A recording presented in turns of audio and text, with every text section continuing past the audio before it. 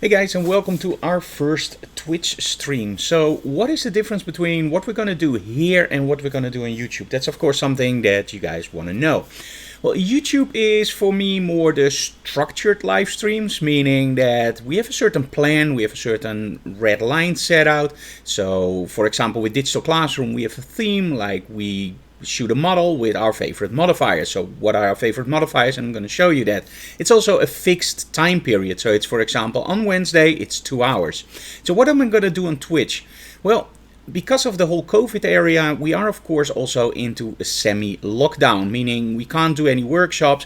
And that gives us a little bit of a problem with interacting, of course. If it's only a month, that's okay. But for a full year, no workshops and events, we don't want to fade away. So that's why we actually started doing Twitch now. And it's totally new for me. So if I do something wrong or if something doesn't go right, just let me know in the chat. We have the chat open here. And of course with YouTube we now know what we have to do, but with this it's always a little bit more difficult. So today I'm going to take a look at Photoshop, and I'm going to take a look at the new options in Photoshop and what I think of them. We had a pretty rough period in our personal lives thanks to the passing of Anna Week's dad, so I didn't have a lot of time to keep my mind on Photoshop or keep my mind on photography anyway. So this is going to be pretty new for me. I did play a little bit with the settings. I'm going to give you my honest opinion, and I have some images here, and it's the first time I'm ever going to use those settings. So let's see what happens. And let me see, we have people in the chat at the moment. So if you are in the chat and you're watching this, just let me know that the chat works, and that would be awesome. Okay, and of course we're also going to upload this, if it's okay, on YouTube. Okay, let's switch over to our main. I think we have to do it like that. There we go. Okay, that works pretty well. Okay, thank you so very much that it works. I'm going to do it in English, sorry, but hey. Okay, so first things first. One of the things that a lot of people got really excited about, of course, is the neural filter. So what is a neural filter? It's artificial intelligence. But what is artificial intelligence? Let me put it this way. Up until 2060, 2068 or 2100, we are going to talk about artificial intelligence as something that mimics our intelligence. And let me put it this way, some things are incredibly smart, some things are incredibly dumb. And the main reason for this is artificial intelligence isn't at the point yet that it can really recognize stuff and really work from out emotion. It also doesn't know about light placement. It also doesn't know about cat's lights in the eyes. It has to learn everything. Now what Adobe does is actually pretty good. When you look at Sensei, for example, you type in, for example, guitar, and it finds all the images with guitars. We got the demo, I think, 2 or 3 years ago, and I was already totally stunned with it. It was like, wow, this is amazing. Now, what they do with Sensei is actually, compared to what I'm going to show you today, is actually pretty easy, because you just have to type in guitar. Sensei knows how a guitar looks, and it just looks through your images for that source under different angles. That's actually pretty smart. But what they did now is actually they started doing stuff for lighting and for models. Tilt the head. I'm a model photographer. Let's see what I think about those settings. Okay. And by the way, if there are any questions in the chat, just let me know and we'll go there. Okay, plugins. Well, in your plugins, you don't find your neural filters. Now, if you go to filters and you don't find your neural filters, make sure that you are on the latest Photoshop. So go here, go to System Info or About Photoshop. Let's do About Photoshop. And you will find out that you have the 22 release. That's very important. You have to have the 22 release. Okay, go to filters. Let me first go to our neural filters, and let me just first do skin retouching. Yes, I think that's pretty cool for now. Okay, skin smoothing. Okay, let's engage. And I'm pretty confident about my own skin retouching. I'm using filters for that, and I really like those filters. And in all honesty, and again, this is one of the first times I look at it, this looks pretty cool. Let me turn that off. Now Claudia has really good skin of herself, and this is what I like. Look at how subtle it is. See, it has to calculate, and I'm streaming, so that's a little bit slower. Let's just pump it all the way up. Let's go for 100%. Okay. This isn't bad at all. This looks really nice. Okay, now there's one thing that I already saw that I don't like at all about this, and I will show you that now. How about her arms? How about her chest? It's only the face, and this is something that I think they have to work on a lot more, because it's not only the face we want to retouch, it's the whole body. And let me put it this way, you can't, or unless I'm missing something, and then just please let me know. But as far as I can see, and again, this is the first time I'm taking a look at it, and this is why I love to do it live, because then you can see my own reactions and whatnot more, but I can't change this. So whatever I do, it's stuck. So maybe you can do it with selections. I can do it, of course, on a current layer or new layer. Let's just do it on a new layer and press OK. Okay, so now you have a before and after. Let's see what it does. It actually makes a pretty good selection of the face. And there you go, before and after. This is very, very interesting. I really think this is awesome. Let's go here. Yeah, look at that. Wow. Okay, now let's see what my own version does. So let's take this away and let's do the filter that I normally use. And you will see the difference immediately. But do remember, that filter is $199. So go to Imagenomic, go to Portraiture. Now I created a new layer, but that's not really necessary, because in Imagenomic Portraiture you can already say do it on a new layer. Okay, so here we have Imagenomic Portraiture. Okay, what I normally do is I have everything on full blast, and the reason for this is because I'm using a layer mask. I found out that if you do everything on full blast, it actually smoothens out the colors really, really nice. So that's actually pretty interesting for this filter. Okay, so it's do it on the same layer because I already created that one. Okay, now the difference between the Adobe solution and Imagenomic Portraiture, and again, there's a huge price difference because in Photoshop it's free, right? In Imagenomic Portraiture, it's not. Okay, now the thing that I normally do is I will look at this and I will go like, yeah, that's way too much. So just go to a layer, layer mask, hide all. There you go. Now there are always areas in the face where you want a little bit of that smoothing or you want a lot. So let's take that brush, let's go to white paint, and let's change that opacity first to, let's say, 65%. Let's make the brush size a little bit smaller. There we go. I'm still on that layer mask. And first take out the areas where you go like, yeah, I really needed a lot there. Okay, there we go.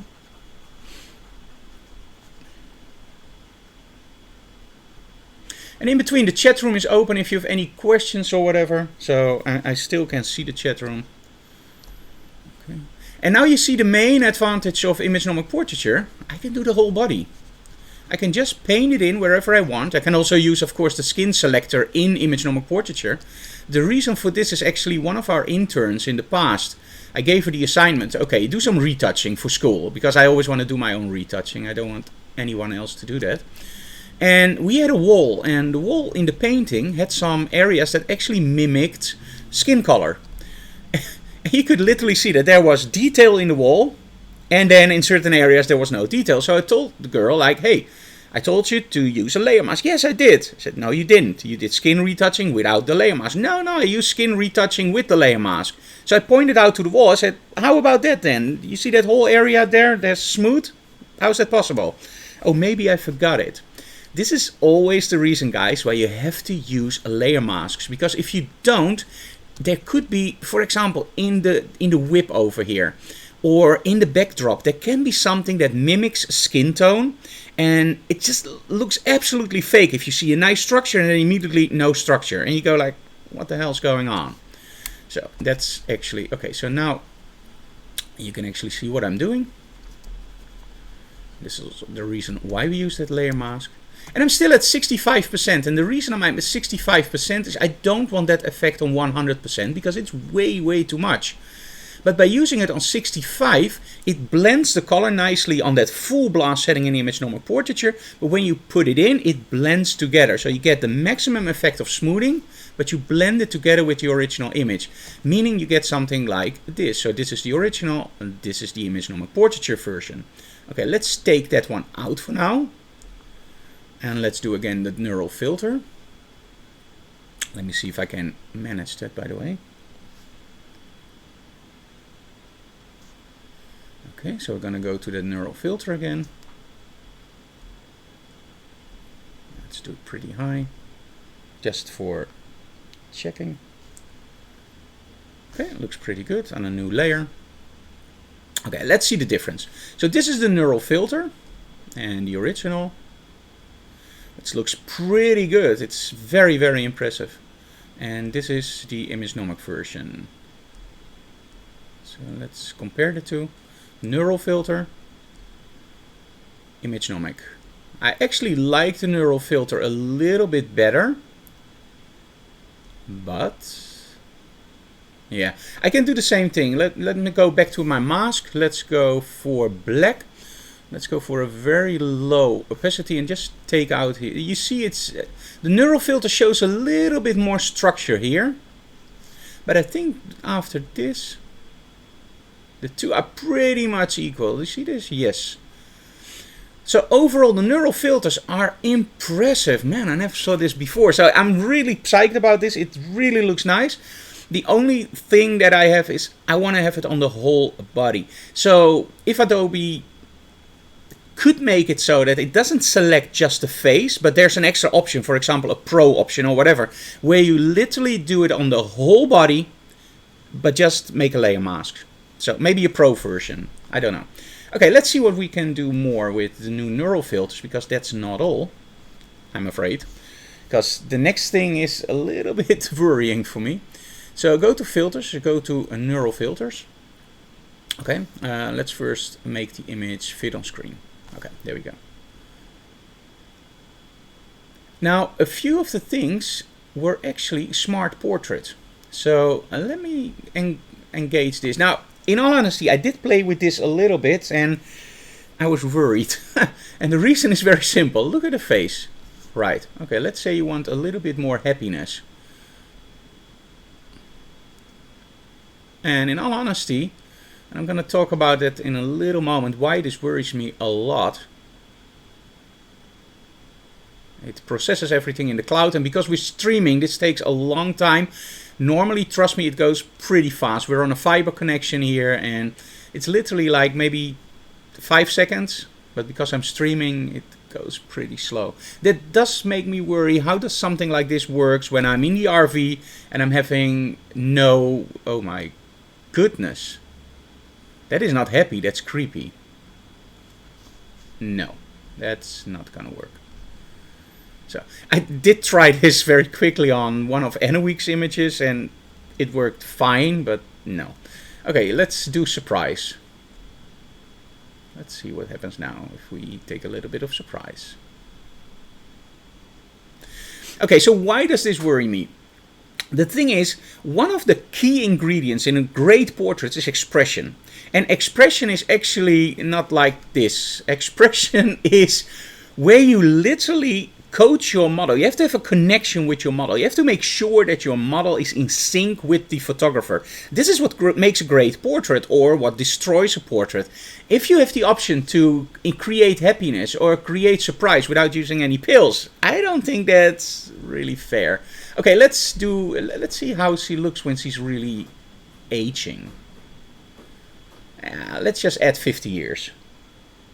This is one of the parts that I do like, in all honesty, because it's so fake and so weird. So this is actually, I don't think if Claudia likes this, but we'll know in 50 years.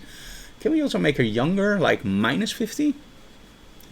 In Claudia's case, that would mean that she's before the stage of being born, so I'm pretty confident that they won't do that. Yeah, this looks weird. Okay, no. Okay, the gaze. The gaze is probably the way that she looks. I'm Dutch, so I think gaze is you're staring. If somebody knows in the chat, just let me know. Okay, let's do gaze. And the thing is, I always do it on full blast because then you literally see what it does, and you can always tone the effect down. And again, the only thing that troubles me at the moment is that it's processing data in the cloud. These are really, really big images, and I'm really afraid that when I'm on location or in a hotel where you don't have good internet, that this is something that's not going to work. Okay, let's turn it off. Now do remember that I love Adobe, and I'm looking at this from the viewpoint of a professional portrait and model photographer. So this is my bread and butter. This is what I normally do almost on a daily basis. I teach workshops twice a week about how to coach your model, how to make sure that that interaction between the photographer and the model is 100% unique and real. This is the difference between my photo and something that is taken by a student. Now, I'm not going to say that my image is better. It's just that I coach my model a certain way. By using all this kind of stuff, it's fun, but it's also very, very frightening, especially when we come here, like head direction. And this is something that I really don't like to see in artificial intelligence. For the very simple reason, you have to make sure that you coach your model the right way. Now, it's great if you have, for example, a picture of your family, or you have a picture of something, of somebody else, and you have to fix it. Then this is great, but in all honesty, let's be honest, guys.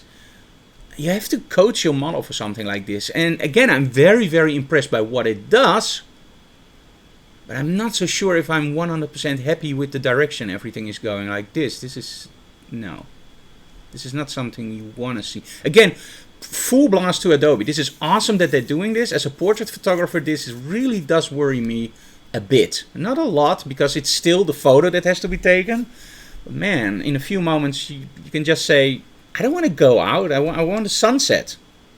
I don't even want to take the picture. I'm going to take the picture from somewhere, artificially change the angle, artificially change the distance, you know what I mean? You take a stock image, and after you're done, it looks like something that a professional landscape photographer took, and he has to get up out of his bed at 4 o'clock in the morning, find the location, maybe go there 6 or 7 times and fail. So, yeah, no. Okay, head direction was okay. Light direction, as somebody who does a lot with lighting, and I don't know. So let me see what happens. Let's just unselect that one. Okay, so it's again uploading to the cloud and doing the whole retouching. I will try the same thing when I'm offline, but I think it won't work offline. Let me see if there are any questions in the chat. Now, we didn't announce that we are going to do something on Twitch today. So this is the test broadcast. So we now have 1 and 2 people watching. But remember, when we are starting this seriously, or this is seriously, but I'm still testing everything out, I hope that a lot more people will join in and also join in the chat. So you guys can ask questions. And you can also send images to me during the chats. You can send images, and those images will be retouched live. So I will retouch them for you. It's free of charge, of course. And I will give you some pointers on, for example, lighting. I will give you some pointers on your retouching. And you can literally see what the heck happened here.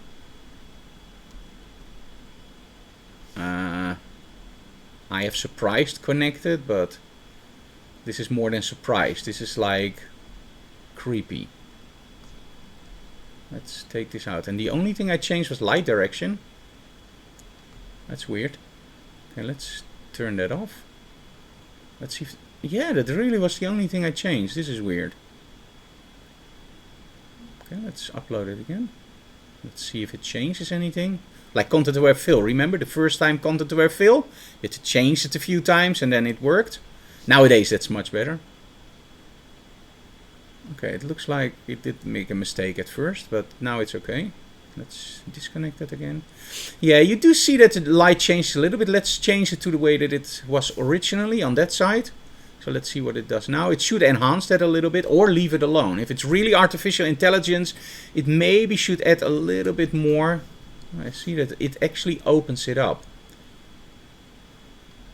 Let's turn that off. Yeah. I think this is where you put the light. So in other words, this is my shadow side. So I put my light over here so it opens up that side. Let me see what happens. It does something else every time. So let's turn that off again. Let's turn it on again. It's still on the same setting.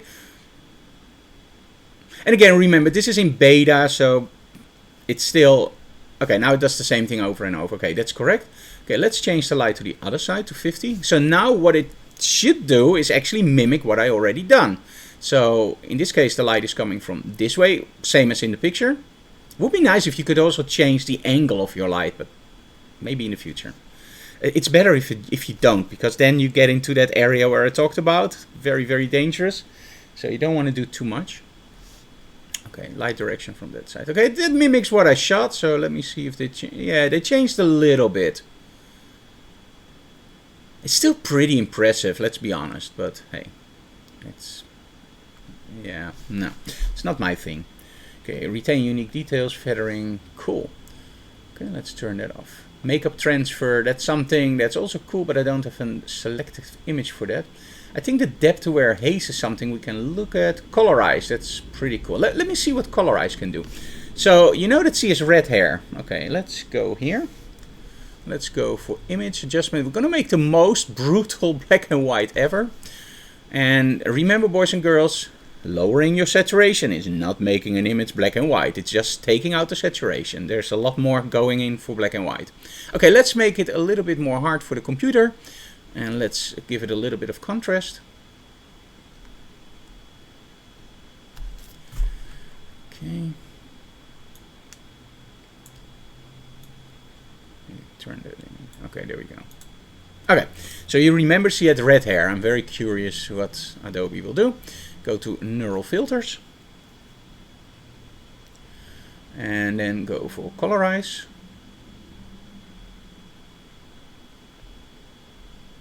And go.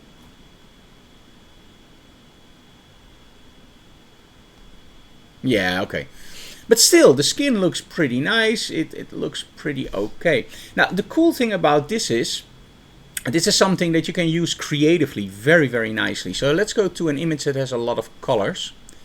I tested a while ago, I tested a software package that actually did recolor images. It was pretty cool. And I started using it differently. I started using it to make it more creatively. So let's take this image. Let's just open that up a little bit in the shadows.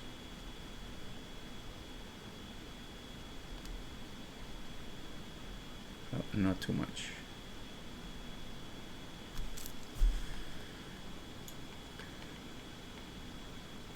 Cool. Let's go to Photoshop. If there are any questions in the chat, just let me know.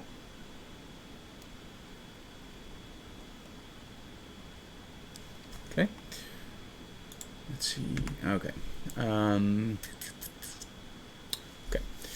Let's make a duplicate layer for now, and let's make that one black and white. And let's do it seriously. So make a real black and white, because again, black and white is totally different than just taking out saturation.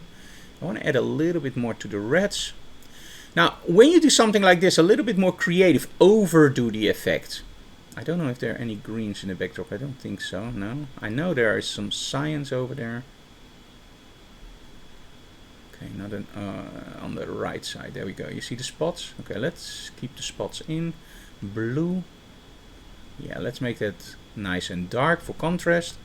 And magenta is often a little bit in the skin. Oh, that's nice. I like that. Almost division. Okay, let's go there. Okay, let's go to neural filters and let's colorize that.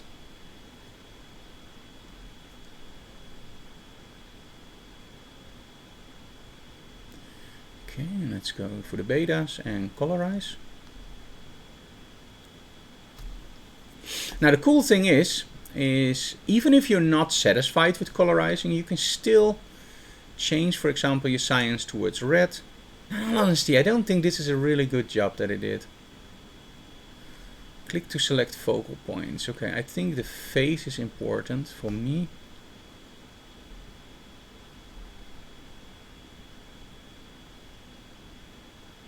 It tries, but in all honesty, I think this isn't ready yet.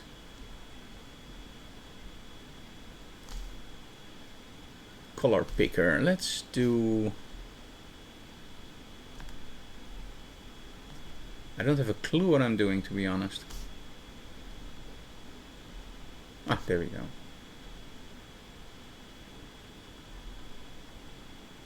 So I know her hair is red. Maybe you have to point it there. Ah, there you go. I don't think it's really meant, although they say to bring back color in black and white images, but I do have to say that I'm really liking what I see for doing some funky creative stuff. Now watch this. Let's change the color for now. So we have one here. Can we add another one? Can we do... Let me see. Click to select a focal point. There you go. You have 2 focal points. Okay, let's make that blue. Just for fun. Let's be creative with this. Instead of following the lines, let's be creative. Okay, but it still makes it red. Oh, there we go. So just change a little bit. And oh, because I first selected red, probably it took red for its own. I really like this. So let's switch this over to yellow maybe. Let's do on the scene color first to blend it in. Okay, this looks pretty interesting. It's different. Okay, let's do one more. Let's do one in the center and let's do there a skin tone. So let's just go for skin tones. I'm now using it not as it was intended probably, but I'm using it more as a creative tool, and as a creative tool I really like this. But it's more the randomness in it. Normally you can do this with filters, of course, but I think this is incredibly interesting to see what we can do with this. Okay, let's do that on a new layer. Press OK. Okay, and now take the black and white layer out and, for example, blend the two together. There you go.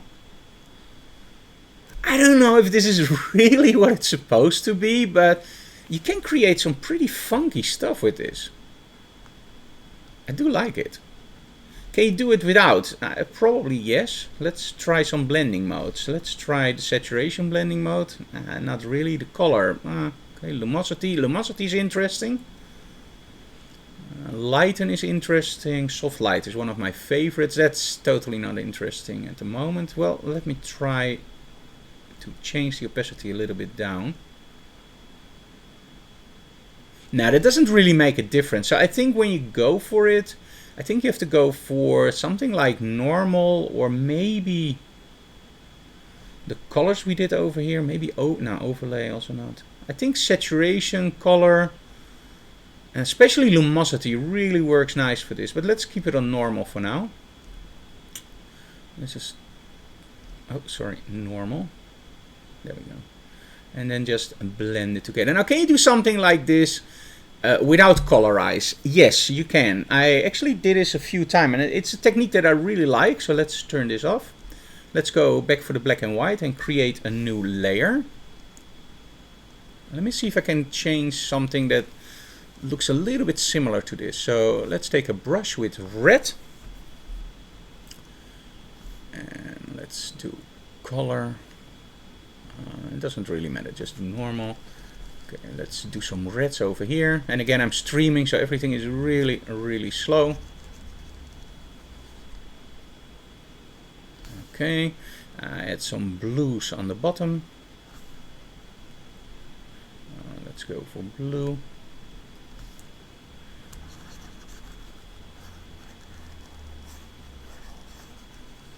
Okay.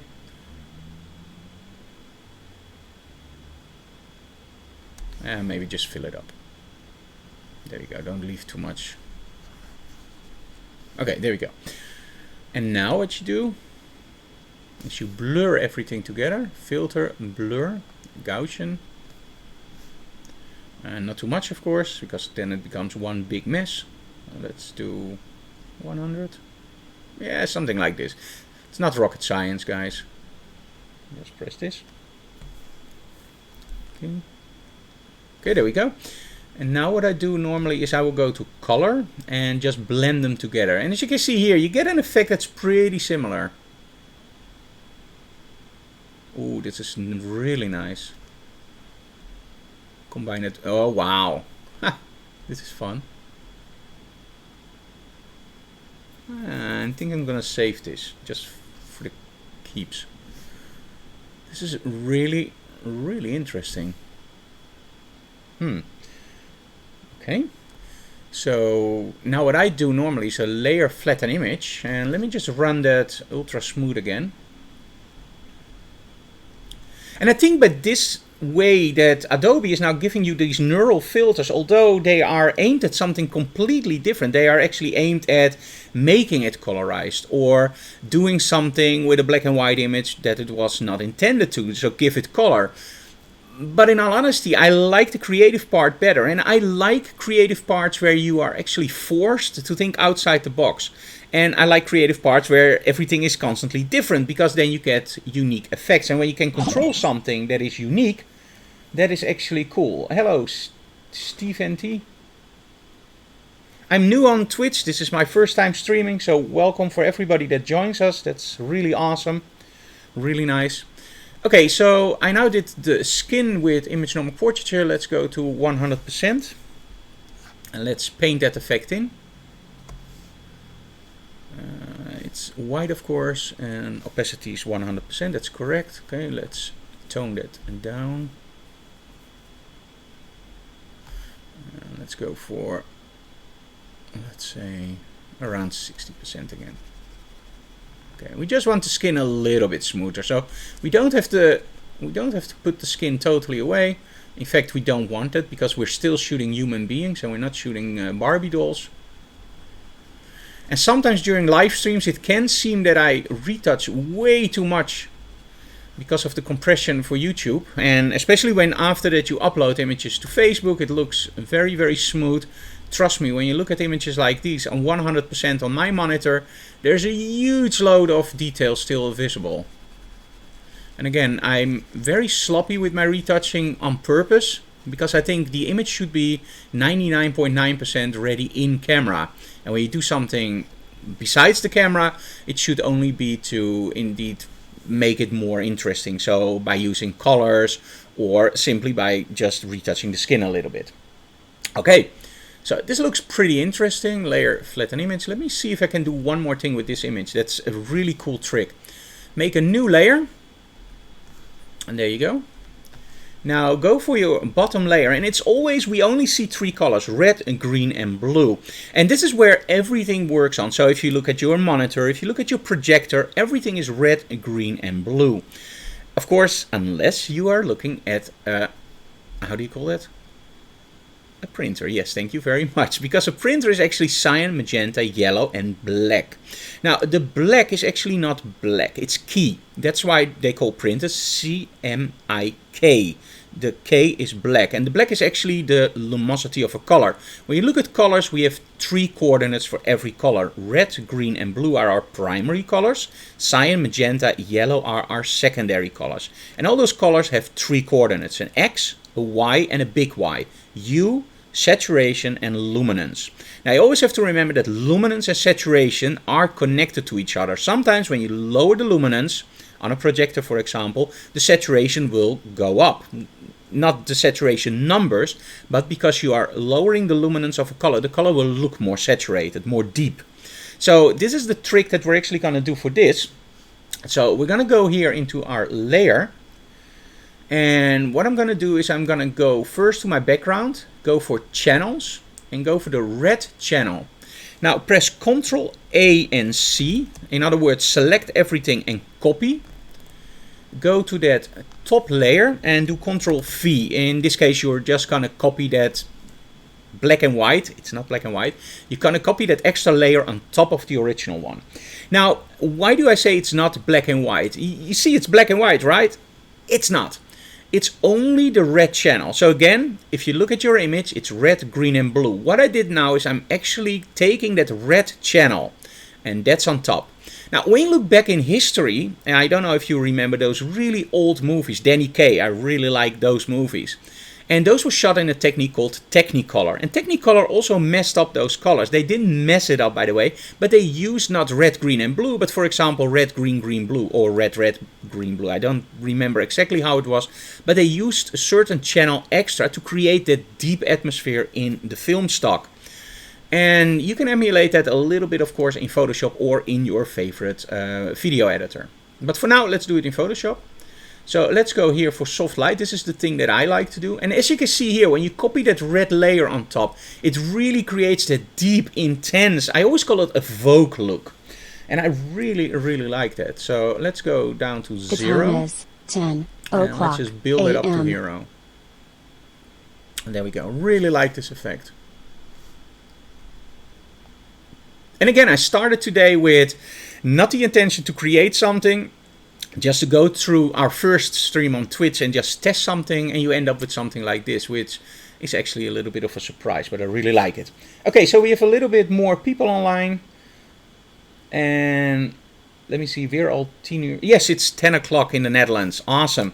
So where are you guys from? We have one from the Netherlands, of course, and we have some other viewers. And no more other viewers. Okay, no problem.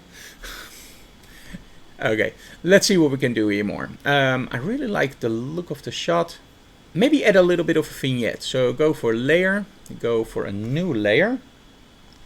Ah, Belgium. Oh, so you are in total lockdown at the moment. So this is a nice thing for people that are stuck at home, of course. Okay, we are in the Netherlands. We're not really in a lockdown, but we are... Let me put it this way. We can teach workshops, but I can only teach workshop with 2 students. So that means that I have the model, myself, and 2 students, because we can only have 4 people together. The thing is, they have to keep 1.5 meters apart, which already is a little bit difficult. In our studio, it's no problem at all, because we have a huge studio. We can fit around... When I do an A to Z, we once did 70 people in our studio, and that was like flying economy. It was okay, but it was not business class, right? So when I teach workshops, it's like between 6 and 12 students, and that is great. You have plenty of space. So for Corona, we already brought it back to a maximum of 4 students. And now, because of the new rules, we can only use 2 students. And this is when I said, okay, now I'm going to cancel the workshops. For the very simple reason, with 2 students, we already lose money, because you can't earn any money when you only have 2 students, but that's okay. I want to do it. But if one cancels, it means that it costs us a lot of money to do that one workshop. Plus I have to wear a mouth mask the whole day, and my glasses will fog up. I hope I pronounced that correctly for the English guys. So yeah, that's something that we don't want to do. So that's why we actually thought about, you know what, in YouTube we don't want to spend all our YouTube followers on live streams that are a little bit more offbeat and a little bit more chatty. So we decided, you know what, we're going to do the live streams via Twitch, a little bit more regular, a little bit more chatting with you guys, so you guys know that we're still here. And of course, we can be a little bit more creative on Twitch. There's not a sponsorship, there's not something that we have to do or where we have to go fast. If I take 3 hours, I will take 3 hours. If I only take 1, it's 1. So for you guys in Belgium, we really think with you. Keep going. What did I want to do? Oh, I wanted to do a vignette. Okay, let's take this one out first because I did it wrong. Okay, layer, new layer. Now what you will see is there's always an option here called mode and opacity and color and use previous layer. Now, a lot of people don't even see this and they press OK. Don't. Watch this. First change it to soft light, and now you will see that you have an extra option. So when I go to normal, that's not there. When I go to soft light, boom, there's an option, soft light, neutral gray. Connect. There we go. Okay, this is nice. So now I have a layer that does absolutely nothing. We tried it a few times, and as you can see here, there's absolutely nothing changing if you connect or disconnect it. The nice thing about this layer is because it's a soft light layer and it's neutral gray, you have to realize that everything you do in Photoshop is digital. So there's a certain range in colors. Now, when you go to your colors, you can actually already see those colors. Namely here, hue, saturation, and sorry. You know what I mean. You see here different settings, RGB. This is the one I wanted to do. So you have RGB. So red is 58, green is 115 and blue is 223. Now when I move this around, you will see that change. Now when I go to absolute middle gray, it's 128. So I can actually put that in there. 128, 128, and 128. And what you will see is that it will actually end up here, slam bam, in the middle. So that means that if I do something with neutral gray and I put it on soft light, it will actually do absolutely nothing. However, and this is the cool part, when I start painting on this layer with white, it will actually make stuff appear brighter. Okay, cool. Now you can guess what happens when I use black. It will actually make stuff darker. There you go. You could call this painting with light or Dutch and burn or whatever you want to call it. It's pretty cool. So let's see what we can do with this. And let's just create a vignette around our model. So view 100%. Oh, sorry, I have to go down, because I have to make sure that I can draw that circle. Okay, let's just go around our model. There we go. Select, modify, feather, and let's go for 900 pixels, why not? Okay, select inverse. Okay, cool. Take a paint bucket with black paint and just throw it in. There you go. And now you created a vignetting. And I think this really helps the image. Yeah, there you go. Wow. Okay, it's a little bit too much. So again, go from 0 and build it up to hero. Really nice. Love it. Now if you go like, the face could be a little bit brighter. Okay, take a big brush, change it from black to a little bit above 128. Let's say 146 or whatever. It's not, again, it's not rocket science. And just hint a little bit over the face. As you can see, it really lifts it up just a little bit. There you go. Nice. Now, of course, you can also go a little bit higher. If you go like, I want the face, or maybe this part a little bit more enhanced, just grab it and just go here. And now you will really see a difference. Like it. Maybe on our arm. A little bit here. Cool. Don't do a lot more. And just flatten image and file save as. Because again, I really like what we did. Save on the computer. Let me do that on the desktop. And save. Okay, but of course there's way more in the new Photoshop. We also have sky replacing tools and, well, the new select subject. So let's take a look at those two, if you guys like. If you want to see something else, just let me know in the chat, and, well, it's your show, so whatever you want to see. Or if you want to ask something or whatever, just want to chat, just let me know. That's the main advantage of Twitch. Okay, wow, it's a big file. Okay, let's first change over to, let me first do everything in this Lightroom. Let me take this one. I want to do a select subjects. That's not easy, because of course we can do this one. Oh, that's easy. Let's try this one. But for the select subject, by the way, sorry, I have to go to the other Lightroom. Sorry, because I need the backdrop, of course. Okay. Let's go for the normal Lightroom. You can't have them both open at the same time, which I still think it's a little bit weird, but okay. Okay. Now these are some images I took with my phone during a mountain biking trip, which I love to do. Let's take this one. I like the sky here, but there's a lot of small detail here. I think this is perfect for the sky replacement tool, especially because it's shot on a phone. And in all honesty, again, I think most of these tools are not meant for the professional photographer, but they're more meant for the hobbyist photographer.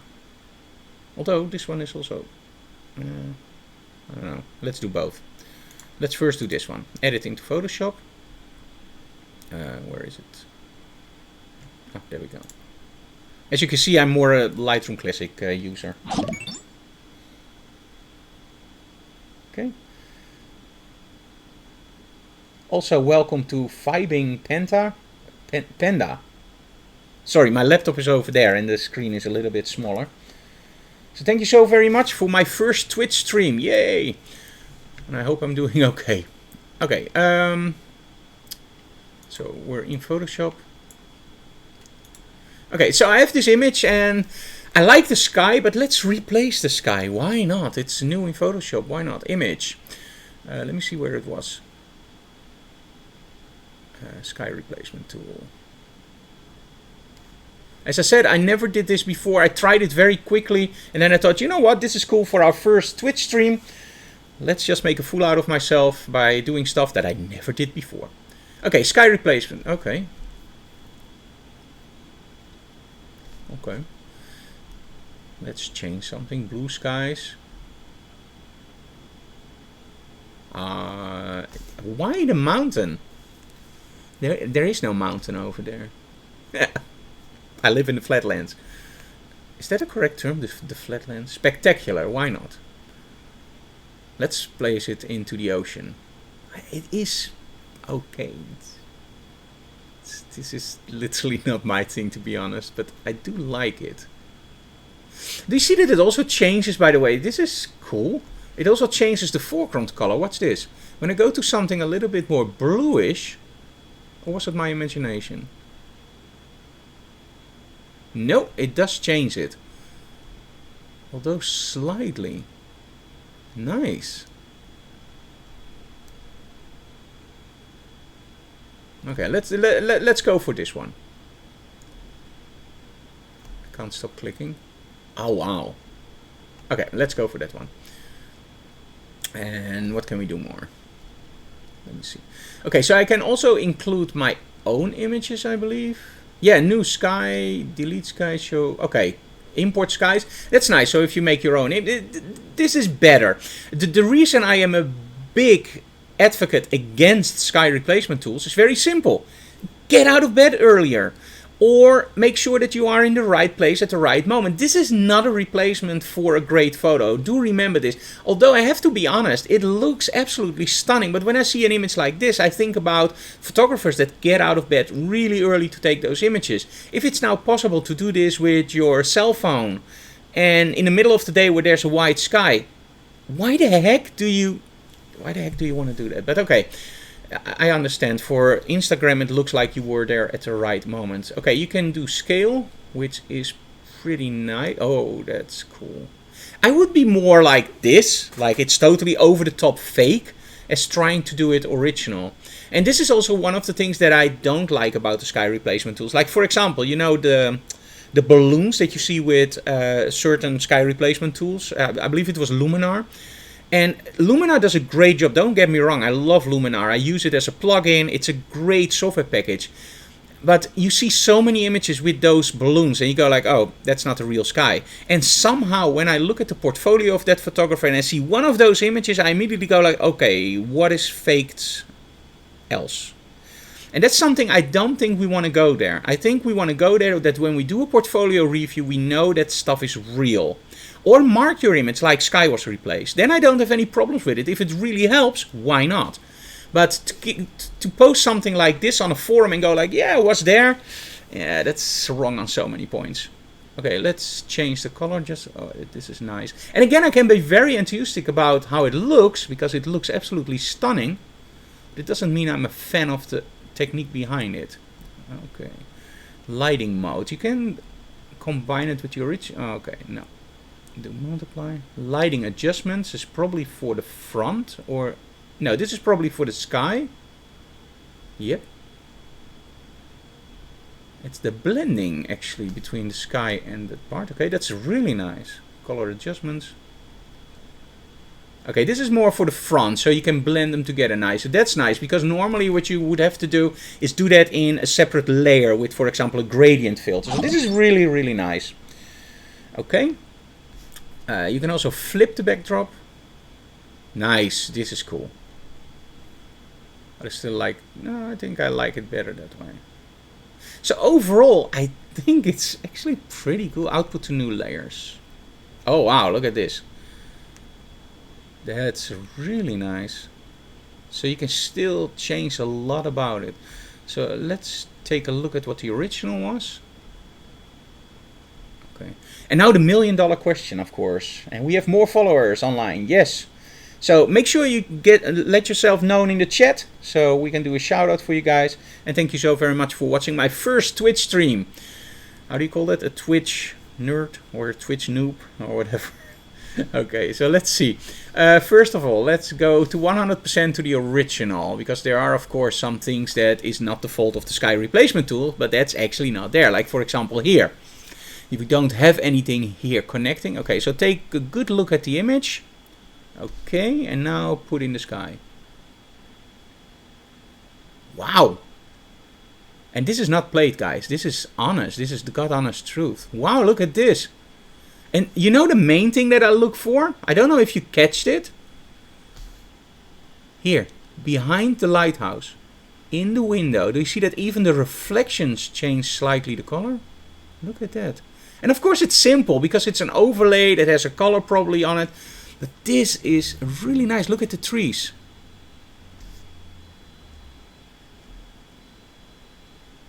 Wow. This is really, really cool.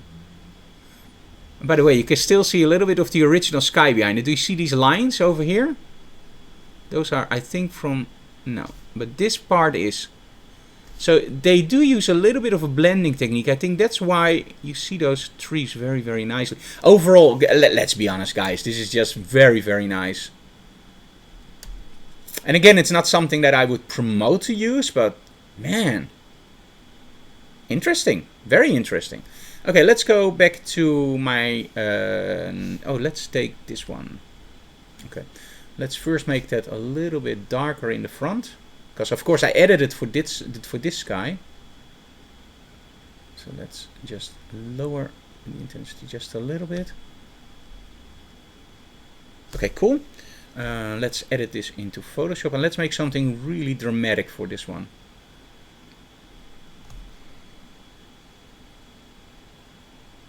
And my wife is online. Hello, Anouk. Thank you so very much for joining us. She, of course, wants to make sure that I'm working and I'm not watching a movie or whatever. See, honey, I'm working.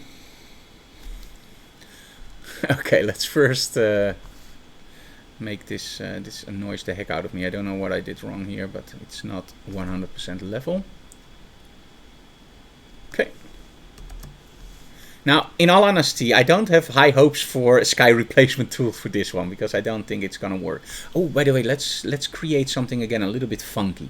Okay, let's go for black and white here. Adjustments. Let's do hue and saturation. No, black and white. Okay, let's make sure that those flowers really pop. And there we go. Yellow a little bit up maybe. No, let's make yellow darker. Yeah, not too much. Let's make the green dark.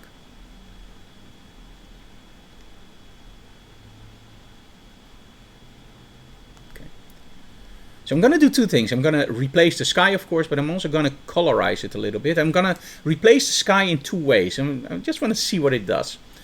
Okay, so let's colorize this image. So let's go to filter, neural filters. And I'm now more in the creative mood. This is something that I would never do at Digital Classroom because I don't know how it ends up. And we have a limited time there. And here people can just join in. So that's what I like a little bit more about Twitch.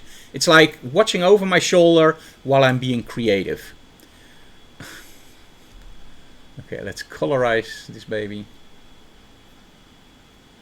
Let's see what happens. It isn't bad, but it isn't good. Okay, let's click a focal point here.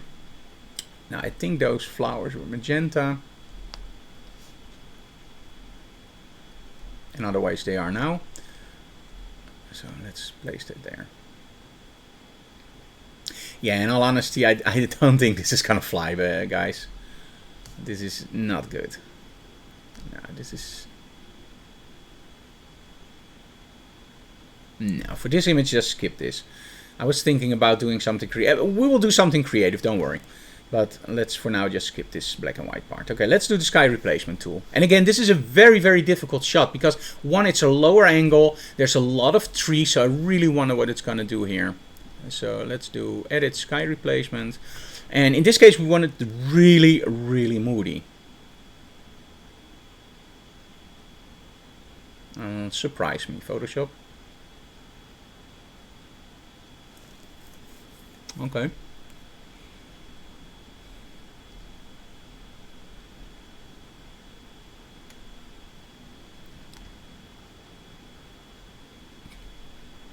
Yeah, it's not that I'm lost for words, but I think this is pretty impressive. Let's do a sunset. Let's see what happens. Yeah, I don't know. I think you still have to find something that mimics the original sky in brightness. But when you do, look at this. This is way better than it was. And no, I'm not enthusiastic about it. Maybe a little bit. No, this looks fake as can be. Let's see. Blue skies. Maybe something like this. I want it really dark, to be honest. And I do have some spectacular skies. I think this is nice. This mimics the original sky a little bit, but it's still different. Yeah, it makes it a little bit darker, but overall, I think because the trees are already out of focus. So when you look at this, the trees are really out of focus. This was shot with my Huawei P30 Pro. So you can get nice shallow depth of field with a smartphone. I think it does way better on a sharper image because this is this is on the border of being too fake. On the other hand, let me try if you lower the opacity. So this is the original sky. I want to just edit in just a little. There we go. Just don't go too far. So when do you really start to see that it shows up? There we go. This is too far. Okay. This is okay. This is doable. So let's see the difference. Yeah. Overall, it just looks really nice. So why not? So yeah, keep the sky. It's okay. Okay, I wanted to do something creative with this. Now, one of the things that I love to do creative is create color schemes. However, I don't like the selective coloring. Now, a lot of people will go something like...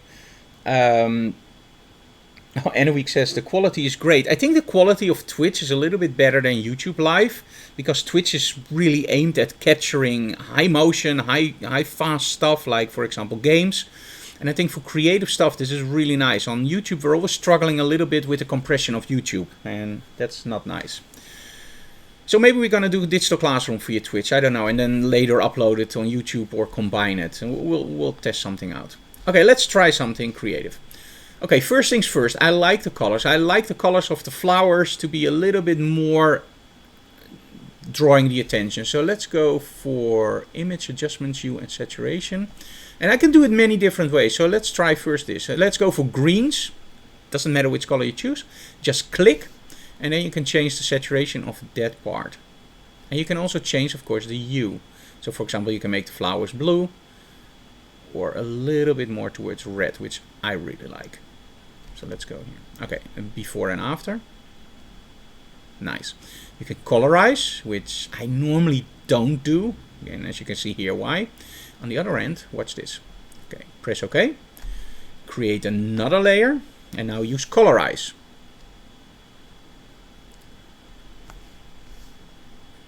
Let's do the same thing, but now for... Let's find greens. And just pump the saturation a little bit. As you can see, I'm going way over the top.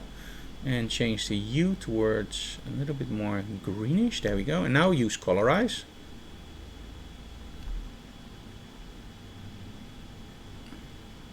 Yeah. Colorize a little bit more this. I don't think the green will do any good for that. But Anyway, okay, so let's do the greens now separately. As you can see, I'm trying this stuff out as we go. Maybe we find a technique that's really cool. Maybe it's all, yeah, I don't know. Okay, let's take that one. Let's do a little bit bump in saturation. Let's change that hue again. There we go. Okay, so now we have all these colors together. Let's start blending them. And what I will normally do is I will first blend the first two. And those are actually, they don't really need blending. I only wanted to do it for that color. So my background layer could be deleted. I don't do it, but this is now my new background layer. Okay, then the next one actually has that little bit of green extra. Do you see that? It's very, very barely noticeable, by the way. But it has a little bit of shifting green. And then we have the colorize layer. Okay, let's try the colorize layer on color. Sorry, on saturation. Oh, sorry. I'm messing up, guys. We need that one, of course, on color. Or saturation. Oh. My Wacom is a little bit twitchy. On Twitch. A little bit twitchy. Come on, saturation. There we go. Okay, I really like this. Do you see the difference that it makes? And by twisting that green just a little bit, I hope that I had a little bit more offset. So let's try that again. Let's go image. Saturation. And let's go again for those greens. Which one did I select? This one. A little bit more. Now I can actually fine-tune the whole image. And there we go. And lightness also, of course, has a really huge impact normally. Yeah, I like that. Okay. And now blend it all together the way that you want. So go from 0 and just build it up. I think overall, not too bad. It started out as the effect for the sky replacement, and we ended up with something like this. It's okay. It's not something that I'm really proud of, but hey, I'm not gonna store this one. Okay, so we have this one. Okay, let's see what we can do with our select object. Let's see if that improved a lot. Let's go to Lightroom Classic. And again, guys, if you have any questions in the chat, just let me know. Although I don't know what happened there.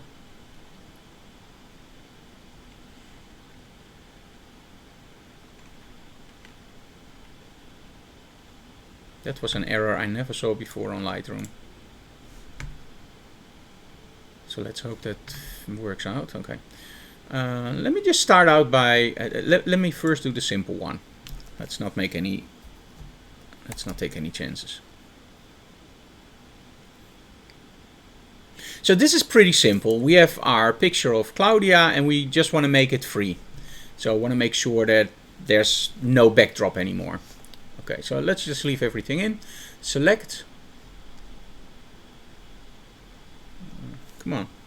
What's going on? Okay, select subject.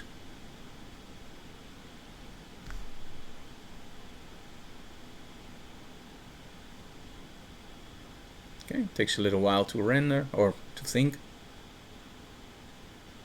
And especially those little hairs, this is always where it goes wrong. Okay, I'm not going to do anything. Normally you can, of course, adjust your mask. I'm not going to do that. I'm just going to say edit, cut, or copy in this case. I guess Photoshop did a great job. Edit, paste. And let me just put it on top. Otherwise you see the blending. Come on, you can do it. There you go. Okay, does it look great? Let me zoom in.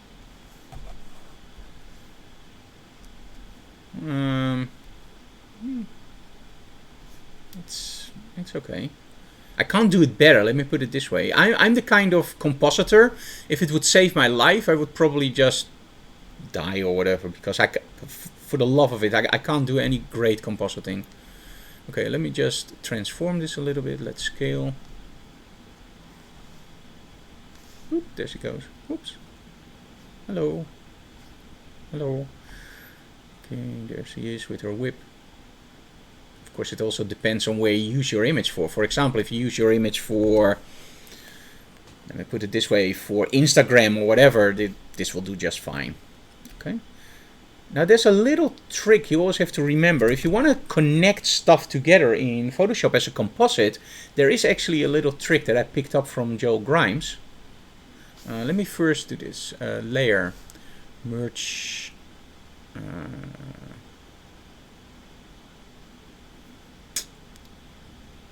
merge group. Okay. Yeah, that doesn't work right.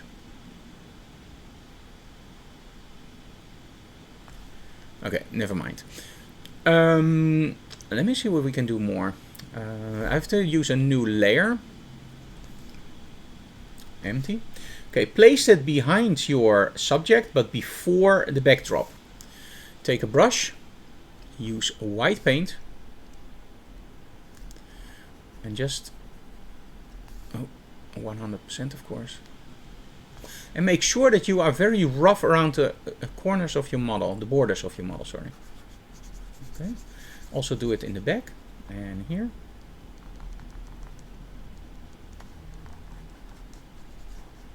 Okay. Now this looks a lot better, right? No, just kidding. This looks worse, but we're not there yet. Now, of course, in nature, everything is a little bit backlit. So what we're going to do now is we're going to filter. We're going to blur the heck out of this. So we're going to do Gaussian blur. And again, while I'm streaming, everything is a little bit slower. But I think actually Twitch does it a lot better than YouTube. On YouTube, I really see my computer diving into the areas of where it doesn't work anymore. And over here, it's okay. Okay. Now, as you can see, of course, this is way too much. So what we're now going to do is we're going to lower that opacity to 0. And just build it up very, very slightly. So you don't need a lot, just a little bit. There you go. So you already create a little bit of a haze behind your model. So before and after, and it's already a little bit too much, I think. But it just helps to let your model stand out just a little bit. Now, of course, what you also have to do, and this is something that you don't see a lot of people doing, is make sure that you have another new layer. It would be nice if I would have saved my selection, which in this case I didn't. Take a paint bucket and select one of the colors from the sky. For example, that one. And just throw that in. Now, normally you don't throw that in over the whole image. You only do it on your model. So let me see if I can fix that.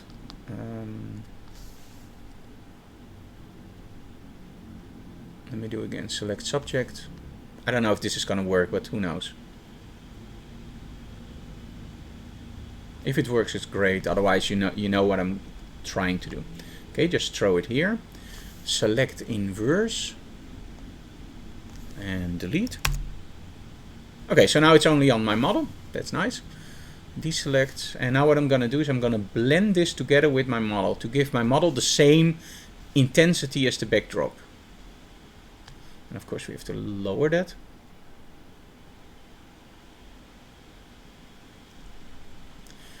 As you can see, it's not really that same color, so it's okay.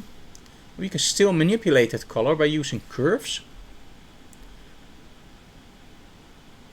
There we go. So this is way better. Now it's a little bit more on the darker side.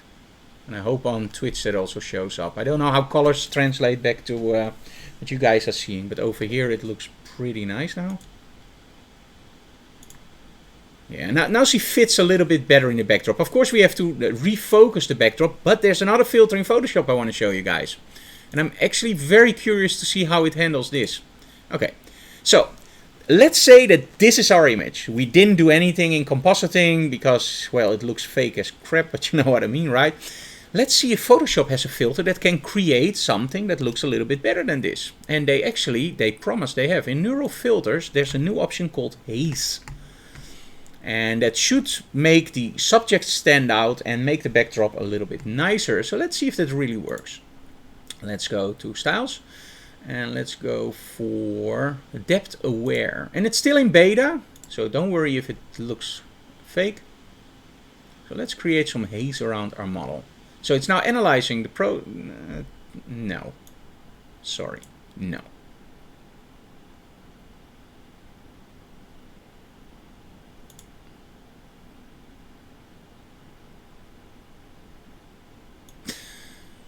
Yeah, no. Maybe a little bit, but overall, let's do that on a new layer. Let's see the difference. Yeah, it does help a little bit, but yeah, I don't know, guys. Let me know. I don't think it really enhances the image. I actually think it does more harm than it does right. But of course we can do something else cool with this. Now what I normally do is, if I see something like this, I will try to mimic a little bit of a focus effect. So normally when I do a composite, if I do a composite, I would actually blur the backdrop and then put the model on. But now we have everything like this, so how can we do this better? Let's just, and again, we're just messing around. If it doesn't work, it doesn't really matter. It's just, we're having some fun. Let me see, lens corrections.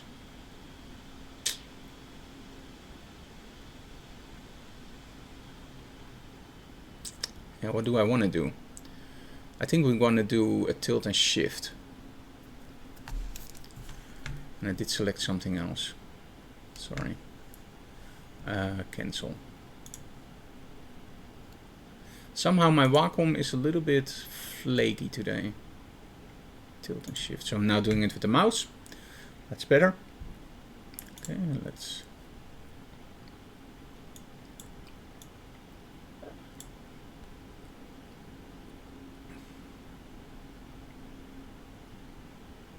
Did it now put in 2? That's not what I wanted. Yeah, well, okay, never mind. Okay, let's shift this. Oh, this is really slow, guys, sorry.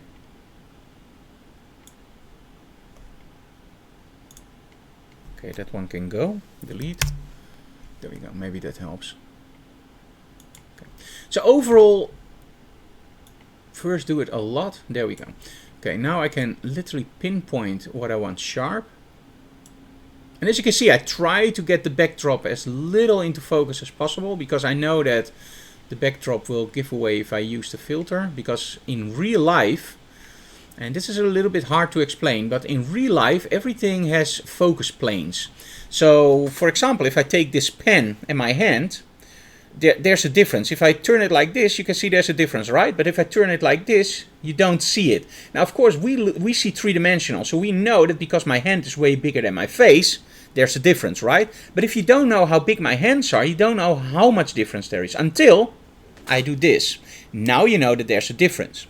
Now, when you are Photoshop and you are very, very smart, let's say your artificial intelligence 100 times better than now, and you see this, and you have to make depth field adjustments. You don't know how far the comics are behind me or how far this pen is away from my face. So you have to make guesstimates, right? The way that Photoshop works now is everything is two-dimensional. So when I do a filter like this, it will actually not take into account that this should be sharp and this should be unsharp. So when I do this, it will focus on my hand, and everything behind it, like my head, will now be out of focus. Autofocus is pretty fast on this camera, but you know what I mean, right?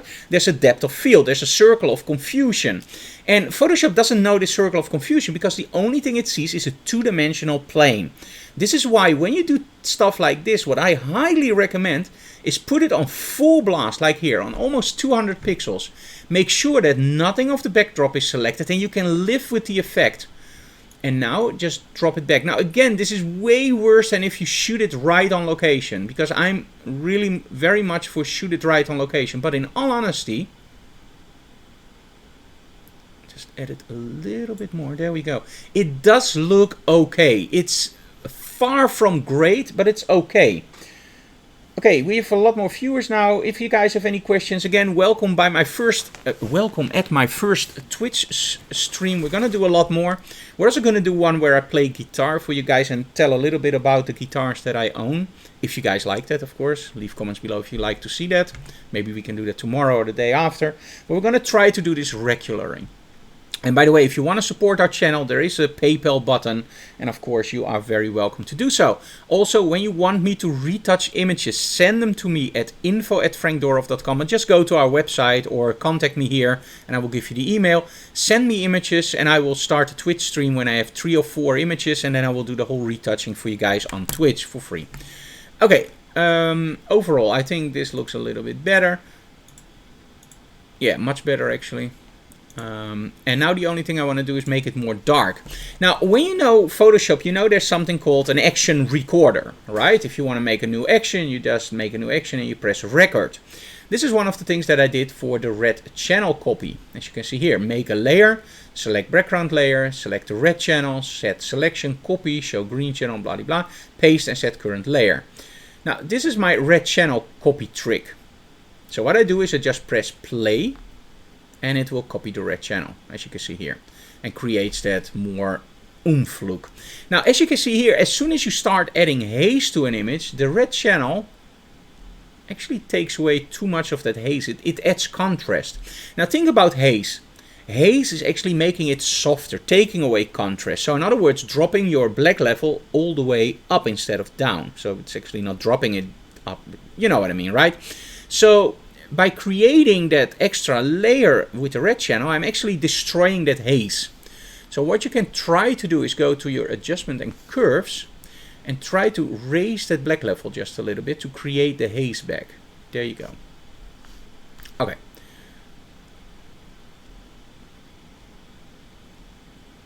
Yeah, in all honesty, I think when we do the effect on 50%, it actually really helps. Yeah, there we go. It just makes the image pop a little bit more. And this is one of the tricks that I highly recommend you guys to do.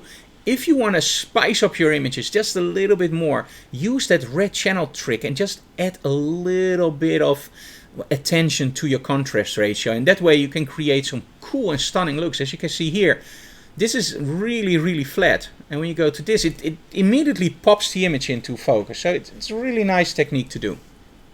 Okay. I always do a flatten image. I know some people don't. It's the way that I work. Okay, make a new layer. Let's do... Yeah, why not? So we have a new layer. Now remember when I said soft light, neutral gray? Let's do it another way. So we have a new layer, go for soft light. There we go. Take a paint bucket, go here, and go to 128. As you can see here, it's a lot more work. But you can also do it like this. There you go. Layer that does absolutely nothing. Okay, take a big brush with black.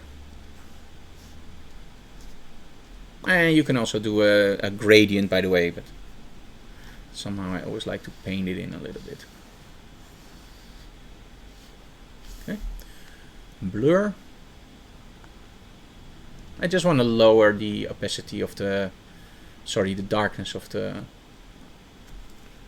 bottom side a little bit more. There we go. Okay, go for 0 and then just slightly add it up. Nice. So overall, I think the select subject for a normal backdrop looks pretty okay. It's not spectacular, but it looks okay. So let's see what happens when we are doing it on a more difficult backdrop. Let's see if I can go back more than enough steps to... I hope so. Yes, there we go. Okay, let's delete everything. And let's go for a more difficult image.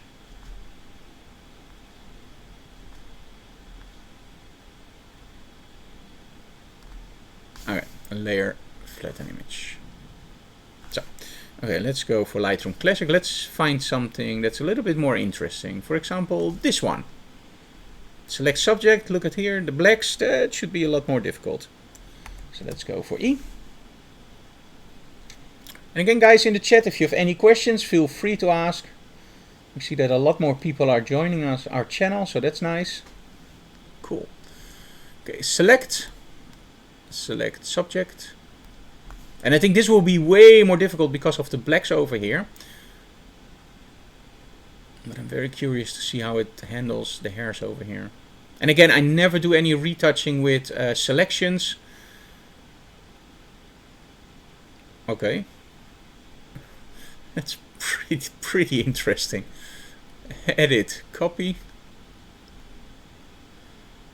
Edit, paste. I almost feel like a pro with a selection tool like this. Maybe I have to do some more compositing. Okay, let's make our model smaller. Should we make her appear bigger?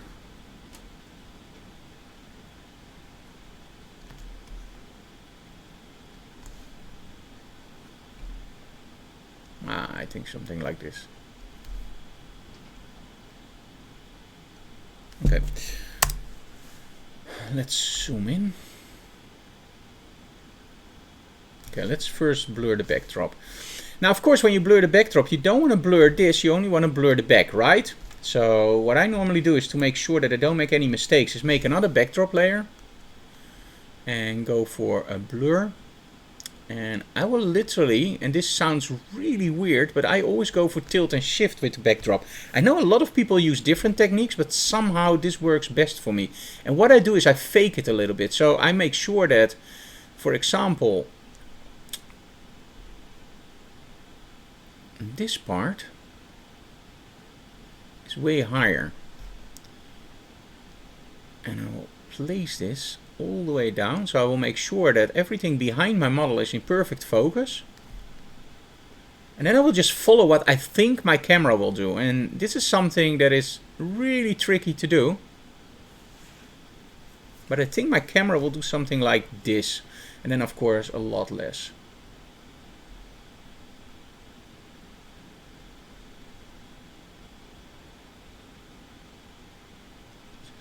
Tilt it up just a little bit. There we go. Press OK. Now, of course, you can also blur everything and then use a brush to actually take it out. But hey, I think this also works. Okay. Let's do a layer in between.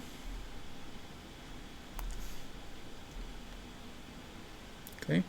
And let's try it slightly different now. I did it with white before. I never did it with the color of the backdrop, and maybe that even works better. So let's take one of the backdrop colors, and I think on this side it's okay. Here we have a little bit more issues, so let's take something in the middle, like that color. Okay, place that behind our model and just paint around it. And again, I'm testing everything out. I didn't do this before. This is not like the second time I did it or the third time. This is literally the first time I tried it. I'm just trying it out, and this is why I like Twitch. On YouTube, there's always this fixed format which we use.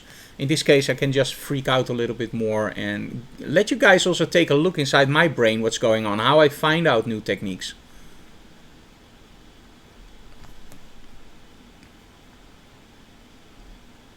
So just blur it a little bit more. Okay.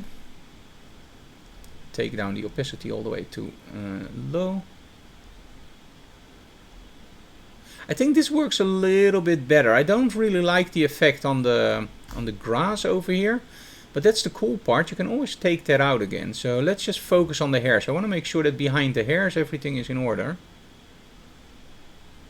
Look, and now it blends a lot better. This is something that I do like. But let's take it out on the bottom. So layer, mask, reveal all. You can do a reveal all which shows everything, or you can do a hide all which actually hides everything. And it depends then on the brush you choose if you want to show something or hide it. So in this case it's white, so that means that if I paint with black it will actually take it away. Now a lot of people ask me like, hey Frank, is there always black and white for taking it away or showing it? I don't know. It's very simple for me. If black doesn't work, white will, because there's only two options, black and white. So I don't even know if white hides and black shows. If I go into my mind, it would actually be that white shows everything and black hides. But again, if it doesn't, just switch it over. If one doesn't work, there's only two options. Okay, so let's take black for now. Should we do 100? No, let's go down to 60 or so. And just take it out a little bit. Especially here, I don't like it here at all. Okay, but I think if you take this layer out, oh yeah, look at the difference. He really blends very nicely now. And over here we can even take it out a little bit more. But on top it really helps. And again, if you know that it's there, you see it. But if you don't, I don't really think that you see it. There you go, just take it out just a little bit. There we go. And much better. Okay, now we still have to make, of course, sure that we have the same color on her. So here we're going to do again, select subject. You can, of course, also save your selections. But again, I don't do a lot with selections, so I'm really a noob with this. Okay, do a new layer. Place it on top of your model. Choose a color. And in this case, we're going to do a very, very dark color. And I'm actually going to tilt it all the way up here. I'm going to make it a little bit darker. Okay. Ooh, very red. And just use soft light for this. Or should we do... No, soft light is best. Okay, and of course this is way too much. So go for 0 and then just build it up until she looks like she fits in the backdrop. Better. See the difference? Just mimics the backdrop just a little bit more. Okay. And now final touch for something like this for me would be actually exposure software. I really like exposure software for the film emulations. So let's try something like, for example, bench shot is always awesome.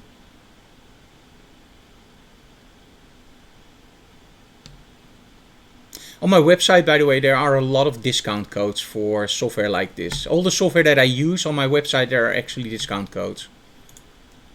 Yeah, bench shot is really nice for this. Look at this, it really enhances that shot. And maybe if we are faking it anyway, you know, when I do a composite, I don't mind faking it. So let's do some lighting effects. Why not?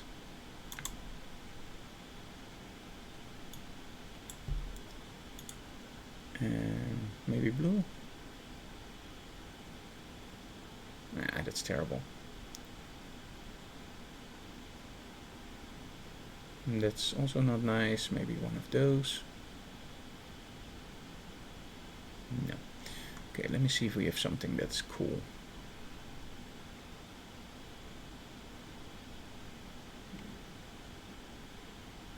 Oh yeah, this is nice. So we're getting somewhere. Let's try this one. Oh yeah, this is nice. Okay, let's try zooming it.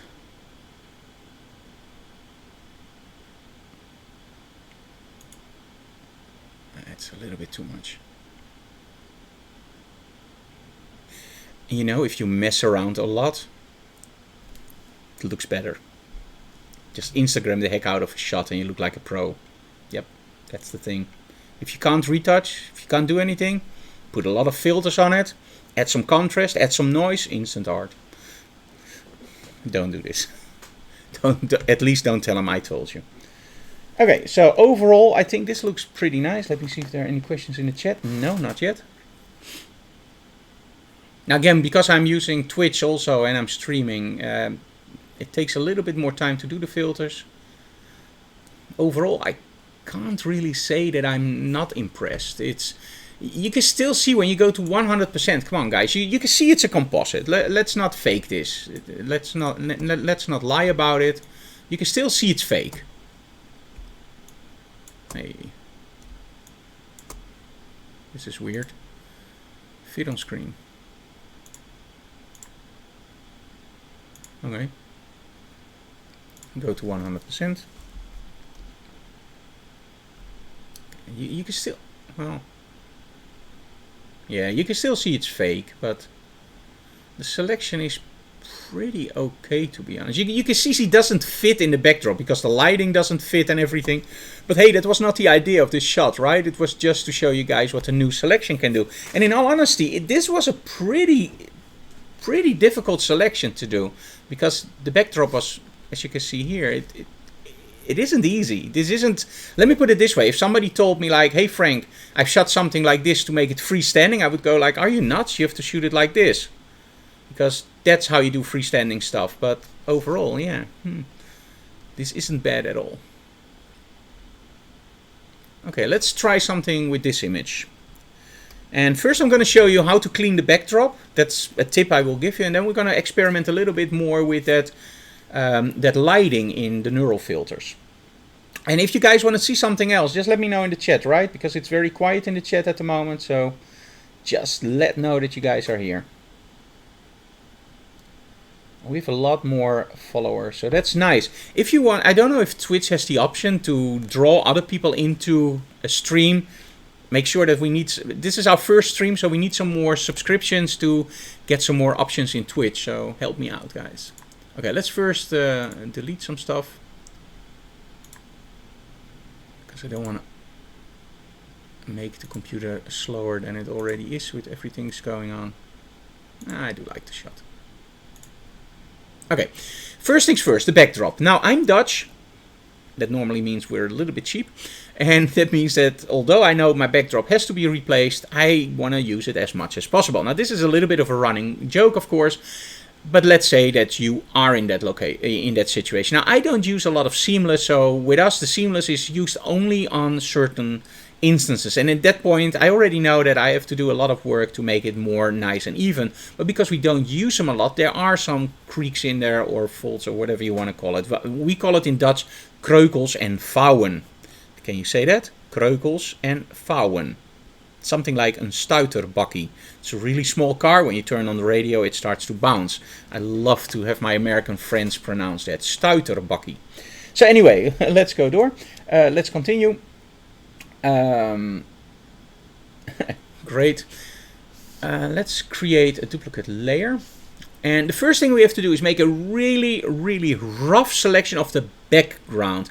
It's vital, and I can't stress it enough. It's 100% vital that you don't select anything from the model. It's okay if you don't select part of the backdrop, but never select anything from the model. So we don't use a select subject. We're literally going to use the Harry Potter stick. Let me see where I selected it. There we go. Magic wand. And that's already way too much. Oh, of course, my tolerance is on 32. That's not smart. Let's put it on 5. Okay, let's start. Okay, hold the shift key to add to your selection. And again, you can do this really rough. Some people will actually do a select subject and then just fine tune it with a brush. There are many different ways. You can use quick mask for this, but hey, for now, we're just gonna do it like this. Now my tolerance can be a little bit higher. So let's go for 9. And that's too much, but hey, for now it will do. We'll fix that in a second. So these are very easy selections. This is all very straight on. Over here it's a little bit more difficult. So over here we're actually, oh, that's going wrong. Okay, go back. Control Z to go back. Hold Shift to select or to add to the selection. There we go, wrong again. Okay, so my selection is now pretty much the way that I want it. The rest I will do manually. And this is a really tough one, by the way. Normally the backdrops are a little bit easier to select. I don't know why I selected this one. Hey, that was on my image. Okay, there we go. Okay, especially these parts are very important. Now go to Quick Mask. And the first thing you will notice is when I do Quick Mask, is that when I paint, let's do it to 100%.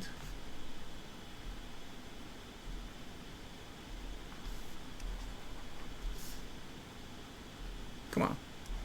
There we go. Sometimes the computer doesn't listen to his boss. Okay. Let's go back in color. Let's go to white. Okay, again, it doesn't matter if I'm sloppy with this. I just have to make sure that nothing of my model is selected. Absolutely nothing.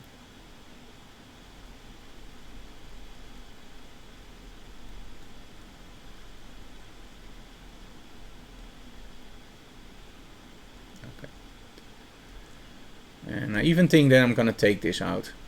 There are not a lot of creases over here, and it's okay. Okay, nice. Okay. Now you might wonder, when I do this, why the heck is that a selection? When you do it, it's the other way around, right? That's one of the things that I always change as soon as I install Photoshop. Double click on your quick mask and you get this menu. Color indicates masked areas, and this is how it's set up originally in Photoshop. So masked areas. I always change it to selected areas because I, as a person, think it's logical to, when I paint something, that's the part that I want masked. Photoshop thinks everything you paint is the part that you want to keep, or whatever logic there's behind it. I'm sure they are right. But for me and a lot of people that I teach, actually, I think because we are not, maybe it's because we're photographers and not designers, it's way easier to put it on selected areas. So just double click on your 11 o'clock your quick mask, and you will get that menu, and you can change that around. So you don't have to invert everything, because normally I did my whole painting of my mask and then I had to invert it, and it just didn't make any sense. Okay, so I selected my backdrop. Make sure that you have a duplicate backdrop. And let me see, Johnny Buck.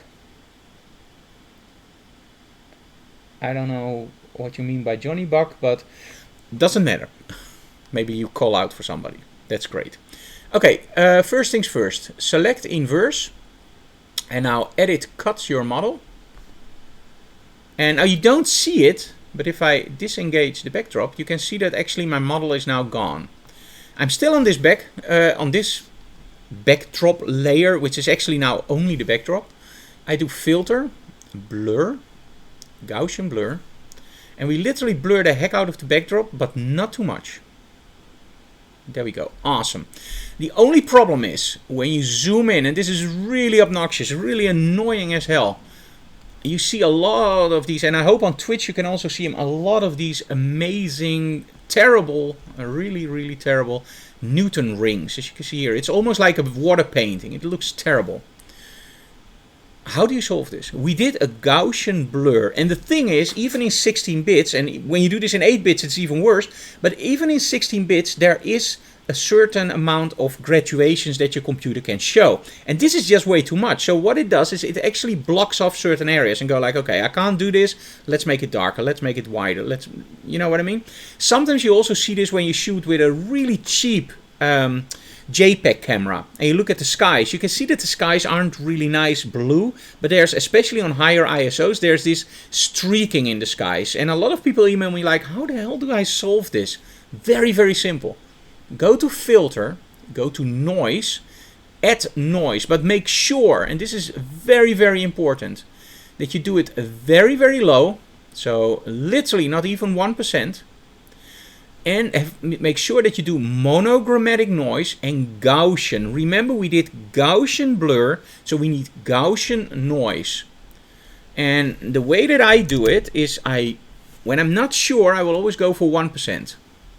Now, as you can see here, we did 1% and preview before. Now you can see all these horrendous lines. It almost reminded me of a painting like The Scream, where you can see all those brush strokes. And when only 1%, and it's gone. It's silky smooth. Let me see in the preview on Twitch if I can see the difference. Yeah, I hope you guys can see it on Twitch, but over here in my preview I can see it. Anyway, so that's it. So now we have a perfectly smooth backdrop. Awesome. Now we're done. Oh yeah, but the model looks really fake. Although I like the effect. No, I'm just kidding. It's really fake. Remember that I did copy? Okay, edit. Go to paste special, paste into place. Boom, and there you have your model back. Now what you can see here is you can see that there's a little bit of a selection problem. And that's because I used too much blur. So in this case I did that a little bit wrong. There's, however, no problem at all. Remember that there's also that original on the back? Yep. So the only thing I have to do is make sure that on this one I use a layer mask, a reveal all. Take a brush with black paint and just take it out.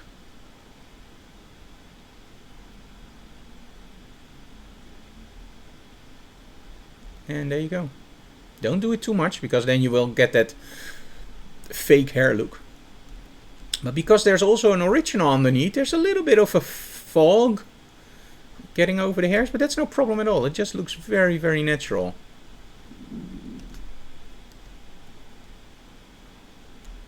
Oh, that's a little bit too much. Okay. Just zoom into the hairs, view 100%. Now I have to be honest, this is not my finest work. Not at all. So let's go back just a little bit and paint the hairs back. There we go. So in essence, if you have to do a lot of these, it's better to just buy a new backdrop. But if you only have to do a few, you can see that you can create really nice. And this is a worst case scenario. It doesn't really get more intense than this one, because there's a lot of graduates in the backdrop. It's literally a backdrop that is not really fit for this kind of technique, because it's better to have a smooth backdrop. But in this case, you see that even with a really tricky backdrop, the technique works pretty well. Now you guys know it, but if you don't know it and you see something like this, you go like, yep, I believe it. However, it's a little bit too perfect, right? And too perfect is always wrong. Because now when I look at it, I go like, oh, that's a really perfect backdrop. That can't be Dutch, you know? Just kidding. So let's go for a 0 and just build it up until you like what you see. So if you don't want too much, you just go like this. You go like, yeah, this looks way better. This looks like, and now you also see that the hairs look a lot better. And now the only thing you have to do is take your healing brush and just take out the really bad parts.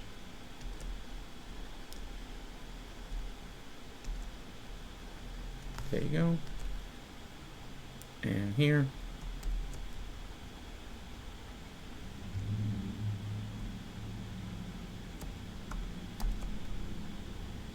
And just massage the problems away. Great. Okay, so that's how we do the backdrops. Oh, sorry, cancel. Why did I open up this image? Oh, I wanted to do something with the neural plugins. There we go.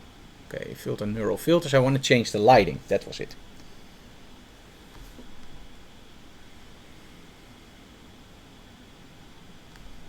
Okay. Let's go for the neural filters. Let's go for smart portrait. And let's just change. Should we make? I wonder how Lois will look when she's really old. Because of course Lois is a beautiful girl. So how does she look when she's 40 years older? I should make the images smaller, I think, for the Twitch live stream, because these are 60 megapixel files. And because everything has to be done in the cloud, it actually goes pretty fast, but... So sorry guys, you have to wait a little bit. There's no difference, that's not fair.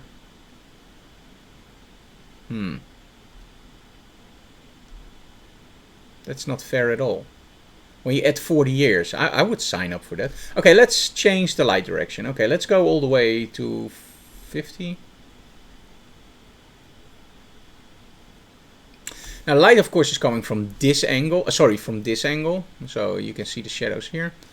So I now placed extra light. In this image it looks pretty good, without any doubt. This is way better than the previous image. So let's change the light direction from this side.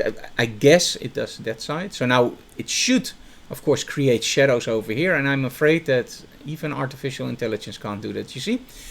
And this is the part that I don't like. So maybe it's great if you, for example, change your lighting and you just missed a little bit and you want to open that part up. I think in that case it could be a really nice addition. But overall it's not seriously changing the light direction, no. Now the head direction, let's say that you want it a little bit. Now I don't know, at this moment it only does this. It would be cool, because this is where the most problems is for people. When I do a portfolio review, it's actually never this, it's always this. It's tilt your head just a little bit more that way, tilt your head a little bit more that way. Now I'm just thinking about something. When I do head direction just a little bit,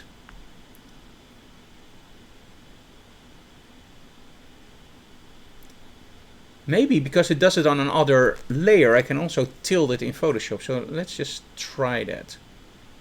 It does look weird, but hey.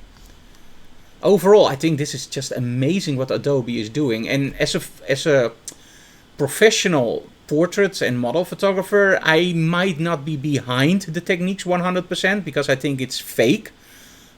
But it is, let's be honest, this is really, really interesting. So this is the original. And they also changed the hairs. You see that? It's not what I want to see. But hey, if you don't know, great. Okay, let's place her face back and let's see if I can now tilt it. Actually, edit, transform, rotate. There we go. Now this is usable. Let me see.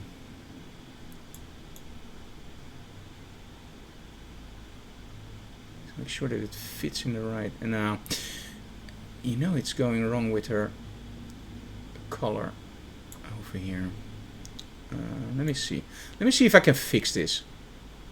Let me just place it here. Okay. Let me see the original face. It looks like she would do a pose like this. Does look pretty okay.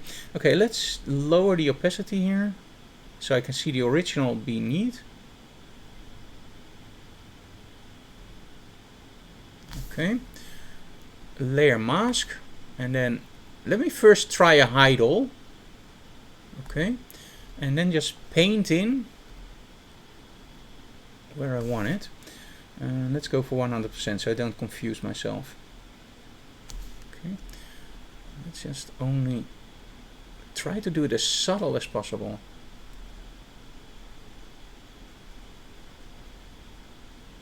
Okay, this is very, very usable. Because let's be honest, it happens a lot that your model just tilts her head just slightly the wrong way. And then if you can correct it later in Photoshop, that will be absolutely awesome. And you actually now have that option. Now, what I normally would do in a case like this, if I really need it, I would select the face and do exactly the same that you see here. The main benefit, I think, from the artificial intelligence is that it now also does something with the hairs. It makes the selection for you. And overall, let's be totally honest. In this case, the face should be straight on. Let's be totally honest. It should be the way that it is. But this is pretty cool. And if you don't know that I faked it, it's very, very hard to see. And that's actually what worries me about these techniques. It's too good. Yeah, this is really interesting. Yep. What do you guys think in the chat?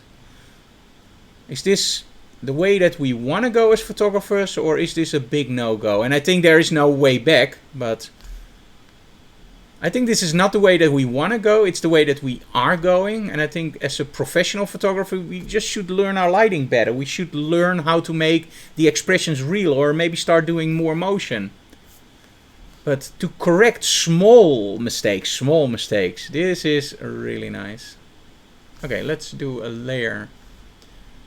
Flatten image, and let's see if we can make her look a little bit happier, if that looks nice.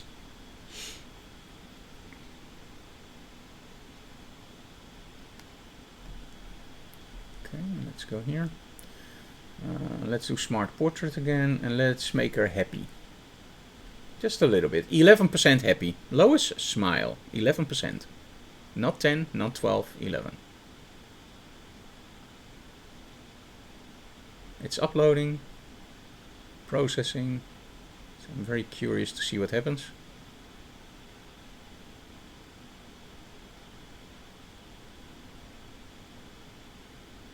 If it again starts adding those teeth,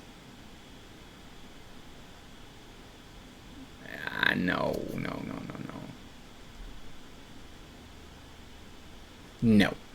absolutely not. Hair thickness. But it only selects this part. And this is, I think, also one of the parts that I don't like. I can't change the selection unless I'm missing something. Let me see. Again, this is the first time I look at it. But I don't... Mask setting, placements. Wait a minute.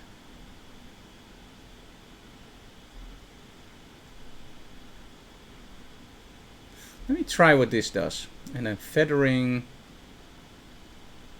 Retain unique details, okay. Let's just change something that we immediately will see. Hair thickness.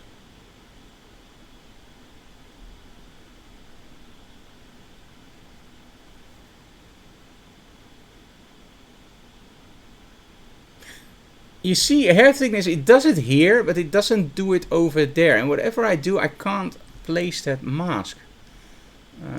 What happens if I don't place a mask at all?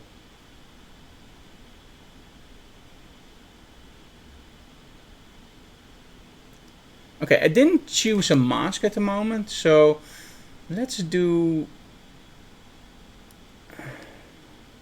Okay, let's not do this. Let's try something else, because maybe without a mask I can also do the makeup over the whole face. So let's do cancel. Let's go for plugins and let's go, oh sorry, filter, neural filters. Let's go for makeup. Sorry, for skin smoothing, of course. And do we also have a mask over? No. That's a shame.